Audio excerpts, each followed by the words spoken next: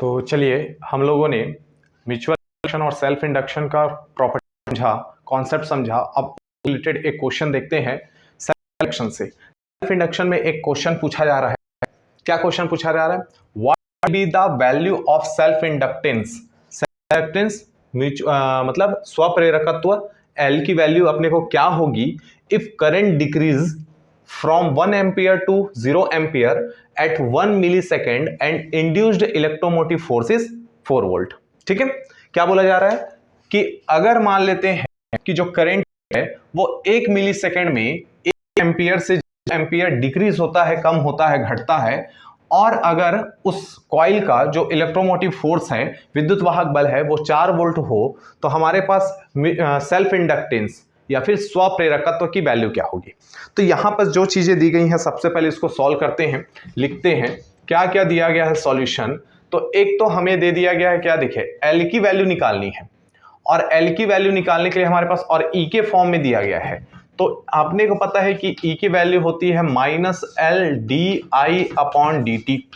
अब यहां थोड़ा समझने वाली बात यह है कि मैंने पहले भी बोला है कि हम नेगेटिव को क्या कर सकते हैं, हटा सकते हैं। नेगेटिव को हटाने के लिए तो ये अपने ऊपर क्या चीज है, जब कभी हम हटाते हैं, मोस्टली केस में हम हटा देते हैं, लेकिन अगर नहीं हटा रहे हैं इस केस में तो हमारे पास क्या लिखा जा सकता है, तो -L।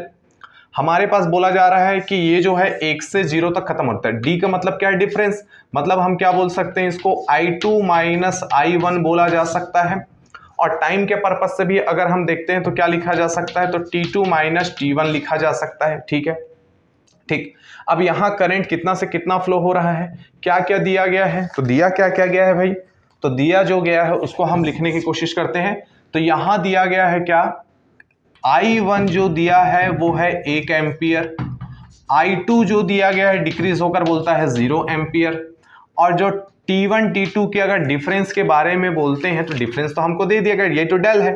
ठीक है, तो T2 - T1 की जो वैल्यू है वो 1 मिलीसेकंड है, और 1 मिलीसेकंड जब आ जाता है तो मतलब हो जाता है कि उसमें 10⁻³ मल्टीप्लाई हो गया, तो ये आ गया 10⁻³ सेकंड। ठीक है, अब यहां से अगर मैं वैल्यू रखता हूं तो E की वैल्यू, तो -L, हमें L तो निकालना है, I2 की वैल्यू 0 है भाई, I1 की वैल्यू 1 हो गई। ठीक है, अब यहाँ T2 - T1 की वैल्यू कितनी है, 10⁻³ सेकंड, और E की वैल्यू कितनी दी गई है, E की वैल्यू जो दी गई है वो 4 वोल्ट दी गई है। तो यहां से अगर मैं 4 रखता हूं, अरे हो गया माइनस और माइनस हो गया प्लस, तो L हो जाएगा, बचेगा 10⁻³ सेकंड।